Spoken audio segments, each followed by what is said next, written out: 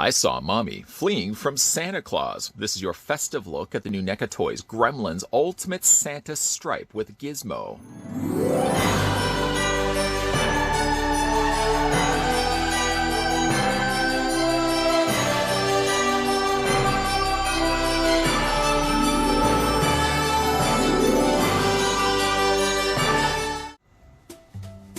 A gadget salesman is looking for a special gift for his son and finds one in a store in Chinatown. The shopkeeper is reluctant to part with the mogwai, but sells it to him with a warning to never expose it to bright light, water, or feed it after midnight. All of this happens, and the result is a gang of gremlins that decide to tear up the town on Christmas Eve. This special edition figure is an homage to the imaginative newspaper ad campaign used to promote the film during its smash hit theatrical run into the 1984 holiday season.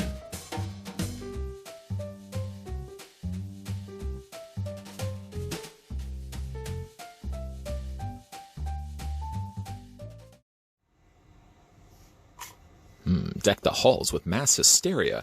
Before we get a closer look at Ultimate Santa Stripe, the first thing we're going to want to do, of course, is figure out how tall the figure actually stands. I'd like to send out a big thank you as well to the folks over at NECA Toys that provided the sample of Santa Stripe that we're having a look at in this review. If you're in the market picking this one up for yourself, Santa Stripe should be available right now in stores and online as well. Now, I'm hesitant as to whereabouts I want to stop the tape measure. Technically, if I was to go to a traditional gremlin, it would take me to about 6 inches in height. However, because he is Santa Stripe, he technically has the reach of his hat on top. So I think what I'll do is I'll stop the tape measure right here. And if you wanted to decide for yourself that the figure is shorter than this, that's entirely your prerogative. But according to the top of his hat, Santa Stripe stands 7.5 inches in height, which translates to centimeters as being a gremlin that stands 19 centimeters exactly. And of course, those curious, yes, Santa Stripe is an exact remold of the Ultimate Stripe that we had already gotten before. Don't worry, we'll do some closer comparisons in a second, but I just want to bring this in. It is literally the same figure underneath all the Santa clothing, of course. Other comparisons we can, of course, make. Let's bring in just a random gremlin. I don't know specifically which gremlin this was. This may be Flasher Gremlin for all I know. I have so many of them. And also some other comparisons as well. There's Ultimate Gizmo, just to kind of give you an idea. But really what you're looking at here is the main comparison, and we'll get more involved in that when we get a closer look at the figure. We'll just move over the other two gremlins. In fact, yes, Santa Stripe is the same stripe that we had gotten before. Now, if you don't count Santa's hat and beard, as that is something that can be removed on the figure, then technically the figure has 4 accessories. We'll have a look at those right now. Starting first with this blue velour bag. I really like the way that this turned out. It's been printed both on the front and on the back with one single moon, technically 2, I guess if you count the other side, and a whole bunch of stars. They're not glow in the dark from what I can see. They're only just they're only a gold paint that's been printed to the surface. But it's a decent looking material. And framed inside the top of the rim, there's a wire frame. So you can actually bend and move this. You could close it shut completely as well if you wanted to. Just to kind of keep the contents closed, he does also come included with this threading, which I technically did count as an extra accessory. I guess you could count this as part of the bag, would then limit it down to 3 accessories instead. My bow tying skills aren't what they used to be, but you literally could just wrap the threading around the top of the bag and keep the contents very securely shut inside. What are those other contents, you may be asking? Well, that's by all means. Let me put that down for a second. As the other thing he comes included with is a rather cute little gizmo. Now, the gizmo isn't scaled appropriately. Like if you put Gizmo down, for example, and you move in Ultimate Gizmo, you can definitely see there's a big considerable size difference. They're not really ever intending to replace this guy, although I feel they should give us an updated Ultimate Gizmo. This is simply just the gizmo that comes included with the figure. And the reason why he's small the way he is because this is based on a campaign ad that hit the newspapers advertising people to go see the movie Gremlins during the holiday season. So for that, they actually had a smaller looking gizmo inside the bag.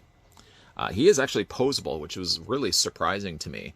I thought if anything he would just be a staction figure. In other words, he'd just be all molded plastic and you wouldn't be able to do anything with him. But there is technically poseability to be had on this guy. His head is on a ball joint. You can move that back and forth. His arms are also on ball joints. You can move them out slightly. There are more hinge joints you can see right there. But they can move out, so you can rotate those all the way around. Of course, not bumping into his head. And then you can also rotate his hands as well. No articulation on his lower legs. Initially, I did think like the hands were facing the wrong way, but then I had to remind myself that a Mogwai doesn't possess a thumb. So there's really no marker to tell you that the hands would be on the wrong way. They're also designed in such a way, you can see that they've kind of got a clamp shape to it. It is because he actually comes included, let me just grab that right now, with a candy cane. A nice little candy cane that you can put inside Gizmo's hand. The original magazine newspaper ad also had Gizmo inside the bag holding the candy cane. Well, if you want to know what the ad looks like, it's on the front of the box. You'll see in the beginning of this review, and you'll also see at the end in final looks as well. But Gizmo is essentially just holding the candy cane in his hand, and then from there you can go ahead and just we'll move the threading to the side because I'm never going to be able to perfect the proper knot and bow. But you're just going to take Gizmo and just slide him into the bag, just like that. The only thing you really can't pull off the same way that the ad has done is that you can't have the bag strung over Stripe's shoulder, carrying him like this. And the only reason why you can't is because the arm just won't allow you. His arm is way too long, and he doesn't have the proper bends in his elbows to pull off that, essentially that hinge joint that you need to have this strung over his bag or over his shoulder. So I'm probably just going to be displaying, I think, Gizmo in the bag. There he is right there. Gizmo in the bag, and I'll probably just have it like in the front when I'm displaying this guy on my mantle. And rest assured, I'll be displaying Stripe on the mantle as soon as I finish this review. With the accessories aside, let's get a closer look at Saint Nick. Saint Nick, you've let yourself go. Actually, underneath that is a really devilish gremlin, and he's looking to wreak havoc during this holiday season. As I said, though, the hat and the beard are something that can be removed. They are attached to one another, and sort of just like a necklace. You just pull that right off, and you get much more of that familiar-looking Stripe. In fact, we can bring in the other one so you can see the difference between the two. The only difference that I've got currently is I've got the mouth partially open. There we go. We close that shut to give you a better idea that they are, in fact, the exact same figure. Now, I will say, as I've mentioned before when we look at Ultimate Gremlins, all the various later releases seem to get a much better looking paint job. This is the Ultimate Stripe that we had to look at before, and the paint was really good on him, and I still feel the paint is good and solid on him. But if you look at this one, he has slightly more darker colors to the skin, and I think it just really enhances, especially his eyes. I feel like the head sculpt pops a little bit more on Santa's Stripe versus the regular Stripe that we got before. I know what you're probably thinking. Could you just remove the head? I guess you probably could. It's just, after all, on a ball joint. But with all the stuff that's going on and the fact that his outfit is tailored to his body, I really don't want to get in there and start fighting to take a ball joint off. I guess, again, I could because the ball joint is really technically there. But I just don't want to have to then fight to get a new head sculpt on. I do think, like I said, though, the paint is a little bit better on this one than we had gotten before. Yes, the mouth does open and close, same with the original release. And like with the original release, he does have this tuft of hair, which essentially is just a strip of faux fur that they've attached to the top of his head. And again, if you want to get the beard back into place, all you really have to do is feed it underneath his chin, his chinny chin, and then once that's in place, feed it over his arms, or his eyebrows there, and then you just drape that back a little bit. And there we go. We've got the beard and hat in place. I do like the simplicity of the way that they've had that, so you can remove it if you want to. I mean, if anybody is thinking for a second that Stripe is fooling any of us, you just take the beard and the hat off. Oh, it's Stripe. I had no idea. The hat is, by the way, like with the bag, it does have a wire frame inside. I don't know if you knew that or not, but I'm mentioning it now. You can actually bend it, which I like that. You can bend that back if you want to. I kind of like the idea, I think, for displaying purposes, of having the hat just slightly off-kiltered to the side. I just like the look of that. As I said, though, the rest of the body is your traditional gremlin underneath that. But unfortunately, like, this is Velcroed, right? So you've got a whole Velcro seam that runs down the front. And I guess in technical, like, I mean, if you want to be technical about the whole matter, I guess you could remove the jacket, you could remove the pants. But if you're going to go through all that effort to do that, I would just almost rather buy an ultimate stripe. I don't see the understanding of why you would want to take off all the costume. Not to mention as well, you'd have to get to the belt. Now the belt is Velcroed onto the back as well. The thing about the Velcro though on mine, and I will have to just glue it back into place, it is Velcroed, but the adhesive on the back, and there was just a little bit left of it remaining, it looks like it's come freed from the rest of the belt. So like I said, I'll just have to glue that back in place. But I mean, I'm not going to really start tampering and playing around with the outfit. It's tight and tailored to his body. Even if I was to take his jacket off and try to put it back on, I don't feel like I'd put it on properly again and probably cause some damage to it. The outfit is kind of like a red velour with, again, that faux fur around the bottom trim, around the front section, and around the sleeves as well. I don't even know where he's buying this outfit from. If we can talk technical for a second, whereabouts is Stripe even buying a miniaturized Santa suit like this? Is there Santa places that stock suits this small? I'm probably asking questions that don't even need answers. But as you can see, there's still enough of the Stripe figure sticking out. There's still enough gremlin peeking out, like the bottoms of his legs, for example. And the kind of fun thing that I like that they did is they still have that tail, that bottom of the gremlin still sticking out. I still feel that looks a little bit like a spider's face. Looking at the articulation on Santa Stripe, it's pretty much the exact same as what we've got with all the other gremlins. Maybe what I may do is just take this off for the time being, because I don't want to start twisting stuff around and do any damage to the way that that's been sewn on the inside of the hat. Just put that to the side. But his head does rotate back and forth. You can hinge it up, you can hinge it down, and you can rock it, like I said, back and forth this way. His mouth does open and close. I know we didn't spend a whole lot of time talking about the details on the face, but you know my feelings on it when it comes to these gremlin head sculpts. It's definitely some of the best work I feel NECA has done. I mean, it's one of my favorite lines altogether. But the mouth does open and close. There's a hinge on the ear, for example. You can rotate that back and forth, and you can also hinge it inward and outward. I kind of like the idea with Santa Stripe to just kind of bring the ears down a little bit. I think that makes them look a little bit more sinister. Then for the arms hinge out. You're probably asking yourself, how limited is the articulation? Because it seems like the Santa outfit is really tight against his body. And the answer to that question, short of the fact that I do have to fix the belt, is that the arms do hinge out quite easily. I mean, there's enough relaxed clearance, I guess, to the jacket that you can bring the arms out quite comfortably. You can see where it's been seamed in place. But I don't feel like I'm causing any damage by moving it back and forth. Like even further bringing the arm back, it's not super tight. There's still enough give there that I don't feel like I'm doing damage to the suit. He has a swivel at the top of the bicep. He has a single hinge elbow, and you can also rotate that forearm. Rotate the hand all the way around. The upper torso has that ball joint.